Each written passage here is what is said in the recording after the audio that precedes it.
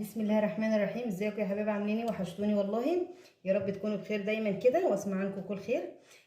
احنا النهارده ان شاء الله هنعمل اكله من الفراخ اللي احنا ذبحناها. فاحنا مش سيبنا في الجناح في الفراخ، لا كده كده بنهري. ففضلنا ان احنا نعمل اكله النهارده اقتصاديه كده على قد الايد، يعتبر شايلينها من الفراخ. يا رايكم في الجناحين الحلوه دي؟ بصوا ايه رايكم؟ ما شاء الله زي العسل اهي. قلنا نعملها على صينيه بطاطس، مش هنكلف روحنا وفي نفس الوقت مش هنسيبها في الفراخ نفسها تنهار ومش يبقى لها ايه قيمه. فجالها حاجه بتحل الاكل. يبقى نسمي كده بسم الله ونصلي على سيدنا محمد. يبقى رحنا جايبين جناحين حوالي كيلو او كيلو، حوالي كيلو كده. هنروح جايبين بصله. فاحنا اي حاجه في الفراخ البيضه لازم نديها صدمه في الشلوحه علشان مش يبقى فيها دم ولا اي حاجه. يبقى جبنا بصله حلوه كده هي، نخرطها مع بعض كده اهي. بسم الله الرحمن الرحيم. طرنشات كده اهي.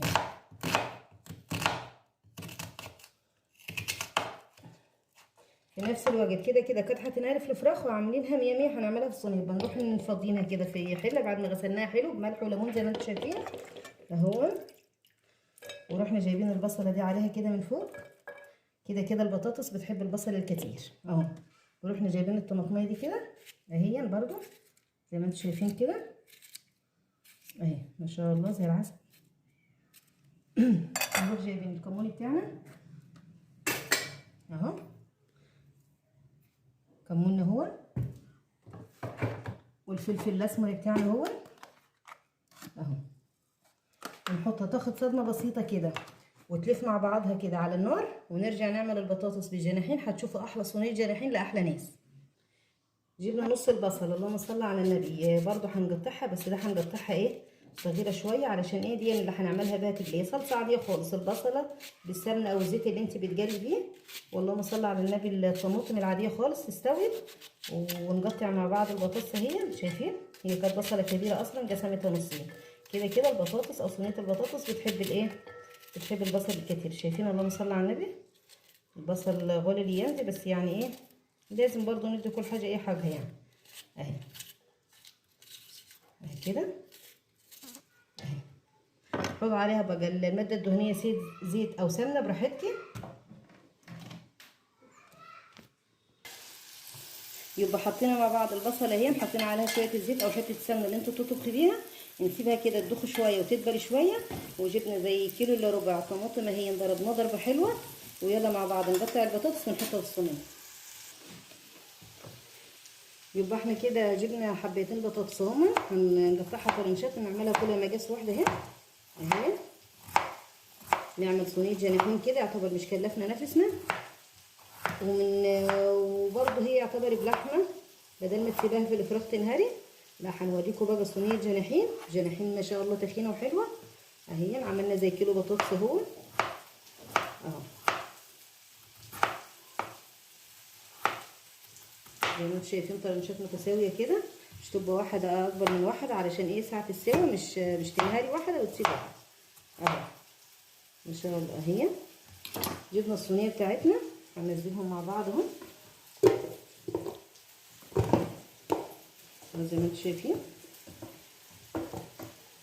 اهو. حوالي كيلو بطاطس عملنا له زي نص كيلو او كيلو الا ربع طماطم اهي. نغسلها بقى ونشوف الصلصه كده ونشوف الجناحين ونرجع تاني. يبقى مع بعض البصله خلاص كده يعتبر دبلت شويه. وكده كده لو انت عايزه تعملي برده البطاطس ناي في ناي تبقى احسن واجمل. يبقى روح جايبه كده شو الاول معلش شويه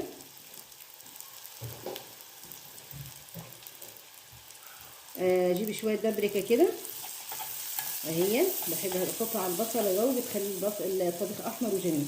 واروح نازله بالايه بالطماطم معانا اهي. نجيبها تجليبه كده مع بعض ونغطي عليها بالغطا. واحنا معانا الجناحين اهي بدات تتبخر اهي. هنسيبها 5 دقايق ونرجع لها تاني ونشوف هنعمل مع بعض ايه. يبقى احنا خلاص كده غسلنا البطاطس حلو كده ومعانا الصلصه هي مستوت اهي. تخديعه او الصلصه زي ما بتقولي اهي كميه كامله اهي. نقلبها كده مع بعض اهي. وفي نفس الوقت مع بعض كده الجناحين كده خلاص خدت الصدمه بتاعتها، ويعتبر الدم اللي فيها وكل حاجه نشفت اهي. نروح طافيين عليها كده. يبقى احنا حطينا حبه كمون بسيطه كده، فاحنا الملحين دي بصوا نروح منزلينها. شايفين البصله كده هتبقى فيها برشه وجميله اهي. هي سخنه خالص اهي. فانت مش ترمي الجناحين ولا تبصي، هي كأنك انت عامله فراخ بالظبط اهي. اهي ما شاء الله زي العسل. حدوجها مظبوطه اهي. نحطها في الفرن بقى.